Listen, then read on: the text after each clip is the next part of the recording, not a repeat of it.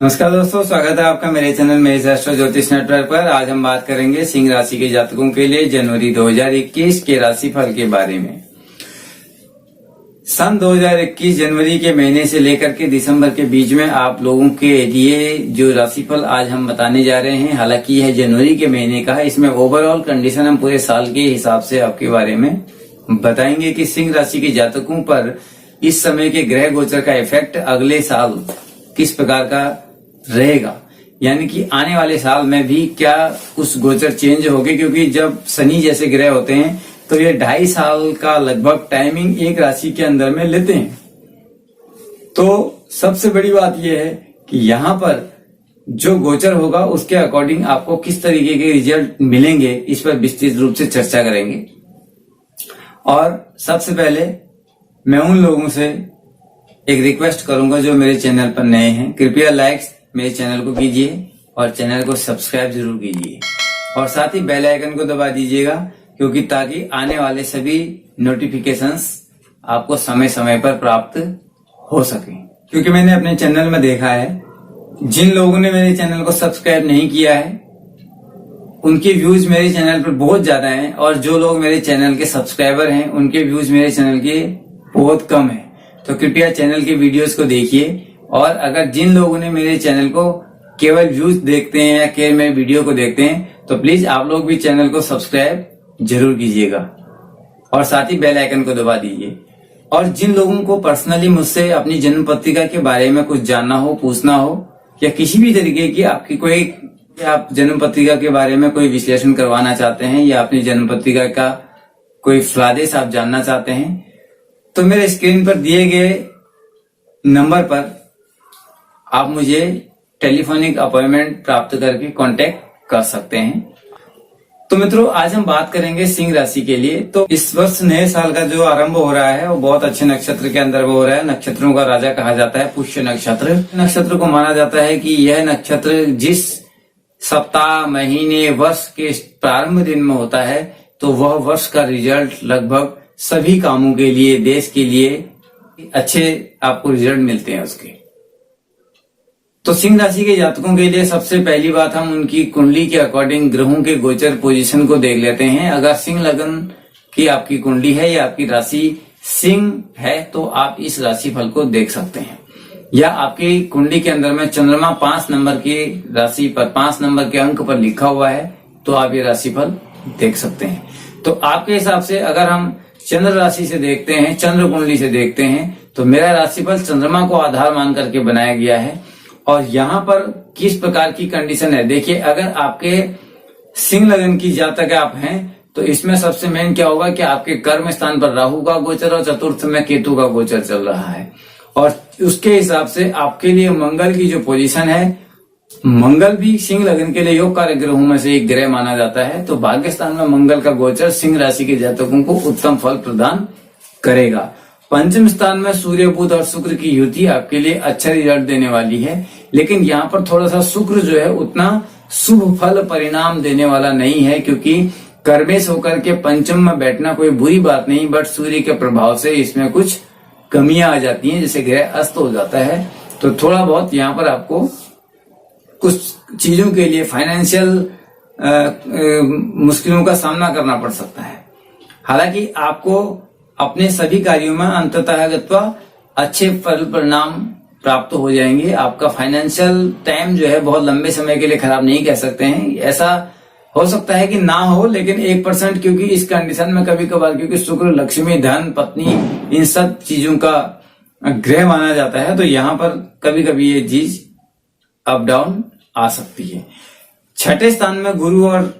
शनि का गोचर, शनि यहाँ पर आपको अच्छा रिजल्ट निश्चित करने वाले हैं। आपके नौकरी पेशा लोगों के लिए शनि का फल पॉजिटिव रहेगा, क्योंकि छठे स्थान के अंदर में सूर्य शनि की युति या शनि का जो गोचर है वो अच्छा रिजल्ट देने वाला है, लेकिन गुरु यहाँ पर आपको अच्छा फल नहीं दे पा रहे हैं। जिस हिसाब से गुरु का नेचर होता है या जो गुरु का कार्य क्षेत्र होता है वो अच्छा रिजल्ट यहाँ पर नहीं देंगे। जब मार्च अप्रैल के आगे बृहस्पति का जब रिजल्ट आपको मिलेगा, उस समय गुरु जब वक्री कंडीशन में प्राप्त होते हैं, तो वक्री में आने पर क्या होगा कि गुरु अपने पुरानी पहली राशि के अंदर में गोचर करने लगेंगे। हालांकि वहां पर आपको रिजल्ट गुरु का बहुत पॉजिटिव मिलेगा। आपके कार्य क्षेत्र में एक्सपेंशन बढ़ जाएगा। आपके अगर आपको इंक्रीमेंट वगैरह का प्रॉब्लम है या वहां पर आपको अभी नहीं ये चीजें बढ़ पा रही हैं, तो ये चीजें भी आपकी वहां पर अच्छी खासी बढ़ सकती हैं। तो मित्रों, मंगल ग्रह का प्रभाव, सूर्य चंद्र गुरु का प्रभाव, ये आपके लिए योग कारक रहते हैं, जबकि शनि शुक्र और बुध का प्रभाव आपके लिए उतना योग कारक नहीं रहता है। तो कैसा रहेगा नौकरी पेशा लोगों के लिए? तो नौकरी पेशा लोगों के लिए यह वर्ष मिला जुला असर देने वाला है, मिला जुला फल देने वाला है। उसी के साथ में अगर हम बात करते हैं व्यवसाय की, तो सिंह राशि के जातकों के लिए इस समय व्यवसाय करने के लिए कुछ भी नहीं है। आपको बहुत ज्यादा रिस्क लेकर के किसी भी नए कार्य, नए व्यवसाय में अपना हाथ नहीं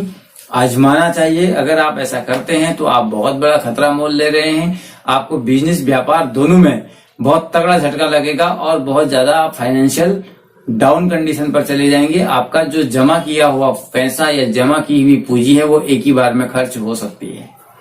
तो नए व्यापार में, नए पार्टनरशिप के कार्यों से बचें, क्योंकि सिंह राशि के जातकों के लिए यहाँ पर जो बिजनेस व्यापार के लिए थोड़ी सी परेशानी का कारण बन सकते हैं ग्रह। और अगर हम न्यूनतम कंडीशन पर रख करके केवल धनागम के स्रोतों की बात करते हैं या फाइनेंशियल कंडीशन की आपके लिए बात करते हैं, तो छठे स्थान में शनि का गोचर आपको धन लाभ निश्चित तौर पर करवाएगा, या किसी न किसी तरीके के भूमि भवन से संबंधित चीजों में या धन से संबंधित चीजों में निश्चित तौर पर आपको लाभ देने वाला ग्रह है। और रुका हुआ धन भी आपका अगर कहीं है, किसी ने आपको पैसा लिया हुआ है या आपको कहीं से पैसा मिलना है जिसकी आप लंबे समय से प्रतीक्षा कर रहे हैं, तो वो चीज भी आपको मिल जाएगी। गुरु थोड़ा कष्टप्रद आपके लिए हैं। गुरु आपको जो है कुछ परेशानियों में डाल सकते हैं। और आपके लिए जब गुरु, फिर वही वाली बात आती है कि गुरु जो होते हैं एक अच्छे ग्रह माने जाते हैं, लेकिन गुरु का जो फल होता है या गुरु का जो नेचर होता है फल देने का, वो इतना स्पष्ट होता है कि वो अच्छा या बुरा कोई भी फल देते हैं तो निश्चित तौर पर 100% देते हैं उसको। उसमें से कुछ भी बचाते नहीं या उसमें से कुछ चीज अपने पास नहीं रखते, सारा का सारा देते हैं। जैसे गुरु का नेचर होता है एक छात्र को अपनी सारी विद्या देने का, इसी प्रकार से गुरु ग्रह भी अपने नेचर के अकॉर्डिंग, क्योंकि गुरु एक ब्राह्मण जातीय ग्रह है और गुरु होने के कारण से उसका नेचर ये होता है कि वो जो भी रिजल्ट करेगा आपको, अच्छा या बुरा, वो 100% करेगा। अगर मान लो किसी जातक की कुंडली के अंदर में शुरू से ही गुरु अष्टम या छठे स्थान पर नीच राशि के कंडीशन पर गोचर कर रहे हैं और उनकी सिंह राशि या सिंह लगन की कुंडली है, तो निश्चित तौर पर ऐसे जातकों को बृहस्पति की कंडीशन में सुधार लाने के लिए उचित उपाय या गुरु की पूजा करनी बहुत आवश्यक होगी। अदरवाइज जैसे इस समय गुरु छठे स्थान पर हैं, तो इस समय भी गुरु से संबंधित चीजों के लिए आप जैसे गुरुवार को पीला तिलक या गुरु की पूजा या अपने गुरु की सेवा कर सकते हैं। तो इसी के साथ साथ में अगर हम बात करते हैं आपके पंचम स्थान की, तो पंचम स्थान में शिक्षा, एजुकेशन, पढ़ाई लिखाई से जुड़े हुए लोग या शिक्षा, एजुकेशन, पढ़ाई लिखाई से जुड़े हुए शिक्षक जो भी हैं या विद्यार्थी वर्ग हैं या जो लोग इन चीजों की अभी कुछ तैयारी कर रहे हैं या जिनको कोई कंपटीशन एग्जाम की तैयारी कर रहे हैं, या बहुत सारे लोगों ने किसी भी तरीके से कोई शोध कार्यों में या किन्हीं